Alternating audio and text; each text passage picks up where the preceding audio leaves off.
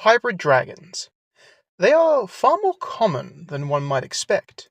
A mishmash of two or sometimes three winglets. It's no wonder they have earned the nickname scrambled eggs in common imperial culture. But what is a hybrid? How are they genetically created? How do they actually differ to pure-blood dragons? Hi, I'm your host Heatwave. In today's lore episode, I'll be exploring hybrid dragons of Pareena.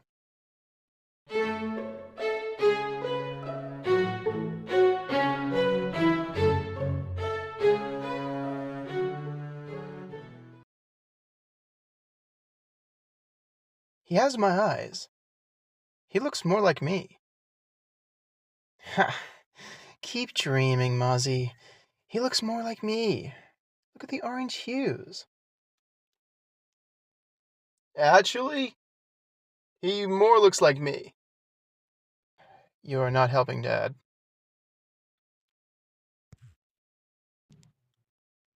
Welcome back to the Wings of Fire spin-off series, Empire of Pareena.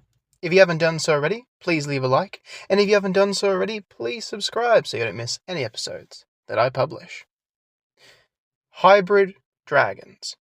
At first they were an oddity, but over time, as the Empire of Pareena grew, and dragons found a new sense of kinship, no matter the winglet, the population of hybrids grew steady.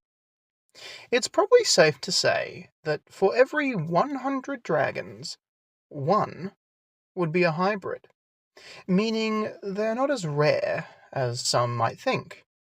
But no two hybrids are the same. So, what is a hybrid? Under Imperial law, a hybrid is a dragon. Simple enough. But biologically, a hybrid is a dragon made up of either 2 or 3 winglets combined together. Well, let's talk about dragon biology for a bit. Let's take me. I'm a pure blood sandwing, sometimes called a trueborn. I'm your typical sandwing. Black eyes, long fabulous mane, straight horns that curl up, and sandy or khaki scales. This is because both my parents are sandwings and carry a set of dominating genes that have paired together. All dragons come with 4 basic classifications of genes. There is first the primary genes. These are a set of genes that make sure a dragon walks on 4 legs and has a tail. What makes sure a dragon looks like a dragon. Beyond that is the dominant genes and the secondary genes. These gene sets determine what winglet physical traits a dragon will have, and some are far more dominant than others. For example, a sandwing's mane is a dominant gene, while black eyes are a secondary gene. All dragons are born with a strictly composed set of genes passed down from both their parents. For example, I, being a true-born sandwing, have the exact same dominant and secondary genes as all other sandwings, passed down from my parents and generation of my family that came before, as long as they were all sandwings. Now, there are a certain set of dominant dragon genes, and they are large skywing wings, rainwing antenna, sea-wing gills, chin tags, and web talons, icewing spike head plume, ice breath, cold blood, and resistance to cold, sandwing manes and the resistance to heat, and finally mudwing's massive and rapid growth of muscle and bulk, along with the darker patch of scales on the top of their head and the larger, flatter shape of the snout. A dominant gene is always dominant, meaning it will always show on a dragon who carries the gene. For example, this Icewing Rainwing hybrid has both dominant genes for an Icewing plume and Rainwing antenna, genes no doubt passed down from her parents, meaning they are showing up physically. Now, secondary genes are a lot more loose, a lot less rigid and structured. They count as everything else that makes up a dragon, like horn shape, eye shape and design, wing shape, tail ending and overall size of the dragon, spine spike shape and the design, and scale design and scale color. These secondary genes are only applied consistently if a dragon has two sets of the same gene. If there are not two sets of the same secondary genes, then the secondary genes end up becoming randomized among what secondary genes are available within the dragon. All dragons also come with a separate gene to determine the dragon's gender. This gene is counted as a separate because it determines a lot physically about a dragon.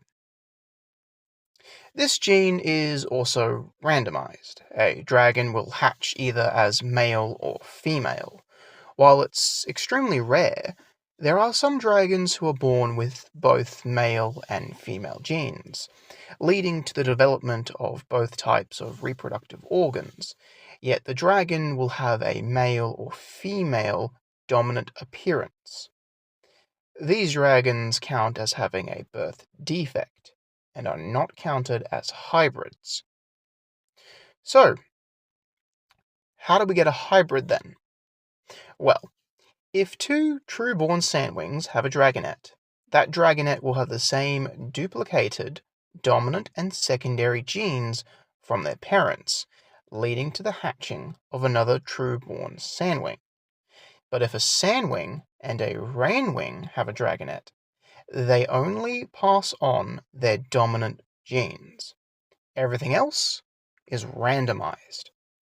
The hybrid dragon will have a sandwing mane and rainwing antenna because those are the dominant genes, meaning they always show up. But size, scale color, eyes, wing shape, that's all a dice roll because no duplicate secondary genes are present. But I'm still keen to explore hybrid biology a little bit further. No two hybrids are the same. That's simply because there is a lot of randomness to their physical appearance. So, what happens if a hybrid and a pureblood dragon have a dragonette? Well, the dragonette in question will still be a hybrid, but there is more. Let me explain. Let's give an example. Let's say a Icewing, Rainwing hybrid and a pureblood Icewing have a dragonette. The dragonette will inherit all dominant and secondary genes, but more so if those genes match. So since our Icewing Rainwing hybrid has white angular scales, the spiky head plume, and a single eye, and a pureblood Icewing shares these same genes, then the offspring will inherit these and any duplicating genes, meaning the dragonette that these two dragons conceive will have more of an Icewing appearance, yet still be a hybrid, because more Icewing genes are duplicated. Eventually, if this bloodline continues, it could completely remove Rainwing genes for future generations on this bloodline. But then what happens if a hybrid and another hybrid have a dragonette, or if a hybrid and a pureblood don't have any corresponding or duplicating dominant genes? Well, the dragonette in question will still have to take all the dominant genes, but not all of them. As I mentioned in my Proto-Wings episode, once the progenoid genus Dragonic has found its desired genetic sequencing, it locks it in. This is to prevent the accidental extinction of the dragon species through simple breeding. So it doesn't matter what dragons procreate with, their dragon gene sequence will always overtake as the dominant gene. What this means for hybrids who have dragonettes with other hybrids is that their offspring will only take the most dominant of the dominant genes. Basically, there are 6 types of dominant genes, each corresponding with the 6 winglets of Pareena, as I've mentioned before. Even though these are the dominant genes of a dragon, they have their own hierarchy system, their own tier list system. their own domination system. At the top are the skywing genes. Since they are the closest to the protowings, they will always be the dominant genes when present, even if they are not duplicated. Below them are mudwings, because they are shaped pretty much like protowings and don't deviate too much from the basic dragon form. Sea wings and sandwings can sit together and share the same spot. They're basically the middle ground. Below them are ice wings, and below them are rain wings, who are so wildly different from the protowings, they are the least dominant of the gene set. So, for example, let's say a mudwing seawing hybrid and a pureblood skywing have a dragonette. The dragonette will take two of the most dominant of the dominant genes, that being mudwing and skywing genes, almost washing out the seawing genes. Eventually, the seawing genes will be removed over the next few generations unless they're introduced back in. Since I'm talking about gene sequences, I'll explain what a tribrid is. A tribrid is a dragon of 3 winglets. This is very rare, as the dragon will pick up an extra dominant gene. This is not counted as a birth defect. With all this genetic talk, it's clear to see just how unpredictable hybrids are.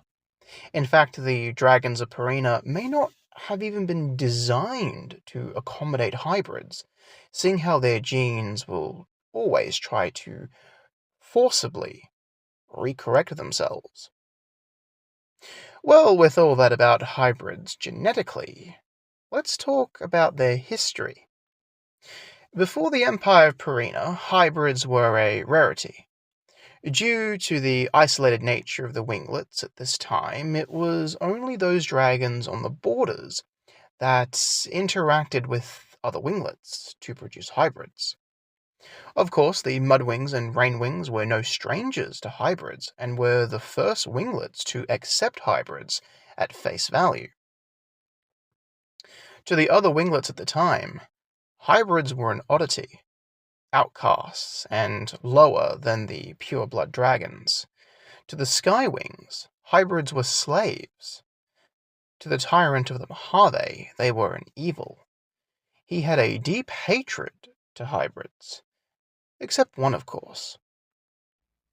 Hybrids were not seen with the same open arms as they are today. But coming into the unification of Pareena, more and more hybrids began to pop up. Now, hybrids are seen as any other dragon. They are dragons through and through. Sometimes their physical appearance can be seen as an oddity or exotic at times, but they are seen as the purest representation of unification of the dragon species. Hybrids interact with winglet culture like any other dragon. It just all depends on where they are, where they were born, and their parents' disposition. Some hybrids embrace one or both of their cultures, with the dragons around them, both friends and family, guiding their opinion. For example, this hybrid Icewing Rainwing has no visible jewelry or gold, meaning she has taken on the cultural norms of the mountain Icewings, either because she has lived on Claw Mountain or was taught by a parent.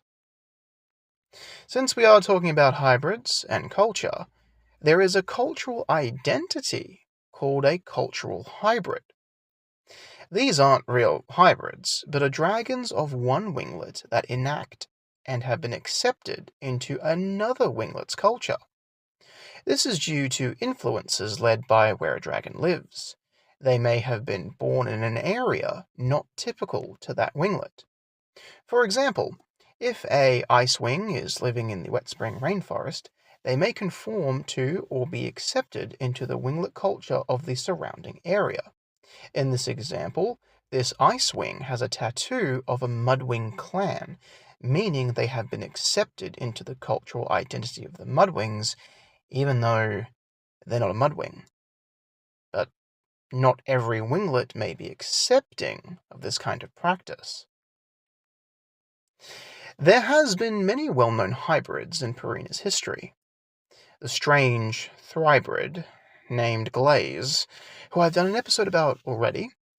There is my darling, always supporting wife, Snowdrift. Again, an episode exists about her story as well. We then have Cinnamon, the Mudwing Sandwing hybrid who at first served the tyrant of the Mojave as his personal slave, to then command the tyrant's legion, but denounced her allegiance during the War of Unification to fight alongside the First Empress. Cinnamon had to battle demons, both physically and metaphorically. She does deserve her own character episode at some point.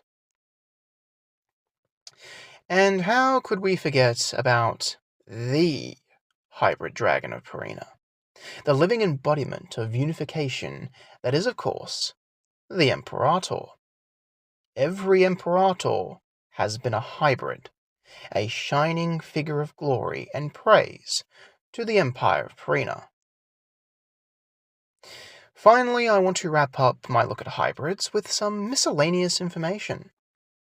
Some hybrids that have certain genes have a unique effect on their physical appearance. First, the most common hybrid gene is actually Skywing. Despite Skywings having a natural curse for birth defects, their genes pair very well with other winglets. Skywings are known to produce some of the healthiest hybrids in Pareena. This is because of their genes being so close to the proto-wings, and their genes are designed to deviate. But also, since skywings like to roam, they end up mixing with the most winglets, meaning that most hybrids are actually skywings. Rainwing hybrids also have a unique physical appearance. Their scales don't simply come out as a matte color, but rather they create a blend of random color and the natural color of the hybrid's second winglet. Some rainwing hybrids may not have the insectoid wings, but may have two pairs, with one pair being smaller than the other, but they are shaped like any other dragon wing. Hybrids are an unpredictable force of nature. They can carry many twists and turns, but they are dragons all the same. And that concludes another episode of the Wings of Fire spin-off series, Empire of Pareena. Thank you very much for listening. I've been your host, Heatwave, signing off.